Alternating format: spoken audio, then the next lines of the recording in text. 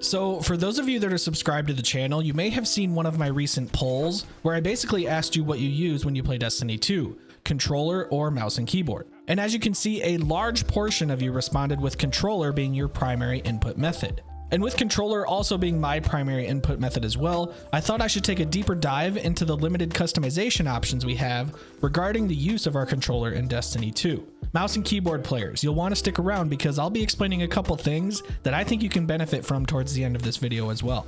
We're going to start off by going over the controller settings that are currently available to us. Located in the controller tab on the left-hand side of your screen, you'll see 8 different options for us to play with. Starting at the top, we've got our movement controls, which will only determine how we move and aim in the game. You can switch to a couple different pre-made settings if you feel inclined to do so, but for most of us, the default option is going to be what we are sticking with. Next is the button layout section. This is the button remapping section, which was added almost a full year ago. This allows you to customize which actions you want to apply to the corresponding buttons on your controller. These top 2 settings are completely preferential, so change as much or as little as you would like within these 2 settings.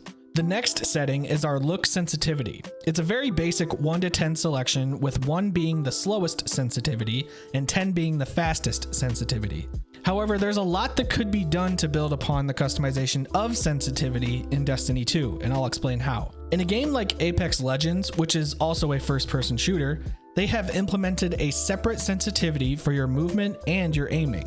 So if you're someone who likes to pan across the map very quickly to try and find where or who you're going to engage with, you can select a higher movement sensitivity. But if you are someone who also likes to minimize their potential for sporadic aiming, you can also lower your aiming down sight or your ADS sensitivity to something a bit slower. Destiny is a game that, while very different from Apex, is still pretty similar with regards to the core gunplay. In my opinion, if Bungie is not already thinking about adding this as an option to the game, they are doing a great disservice to the majority of their population once crossplay becomes active later this year. Our next 2 settings are for those of you who think sleeping with socks on is okay, or that running is fun. If you want your vertical or horizontal movement to be inverted, do it here, weirdo. Controller vibration is next. Now, a lot of people probably play with controller vibration on, and it makes complete sense. As someone who has played with it on before, I know that the response you get whenever firing a weapon or even taking damage can be crucial information that your senses take in. However, I would like to challenge some of you to try and play with it off sometime. Give it a few games, maybe even a couple days, and then decide if you like it or not. One of the big pros of playing with controller vibration off is actually the inverse of something I just mentioned. Now, I'm just speaking for myself, but when I turned controller vibration off, it significantly helped my accuracy and my focus when being in high volume gunfights. In Destiny, whenever you get shot by something or take damage from something, it will send a pulse to your controller, letting you know, hey, you're taking damage from somewhere, you better do something. Whenever this happened to me, I always felt rushed or that I needed to speed up whatever I was doing. After turning it off, I found myself much more focused on individual targets and tasks, and it really made me slow down my game. Again, this is just my experience with it, but if you feel like trying something a little different, maybe give it a shot. Auto look centering is our next setting, and the default for it is already set to off. With this setting turned on, when you run forward, your reticle will automatically center to be level with the horizon. So if you're running forward or for whatever reason your reticle is pointed up, the game will automatically move your reticle to the center of your screen. In theory, this sounds like a pretty good thing to have turned on, right? Well, that is until there is a time where it does become a major inconvenience. Then you're going to wish that you had it turned off. The last setting on this page is the double press delay option. This was something that was in that updated controller customization patch about a year ago. This can actually turn out to be a pretty impactful setting if you fully understand how to use it. So what we've got are 5 different preset delays that are identified by how many milliseconds between each button press need to occur before a double press action is performed.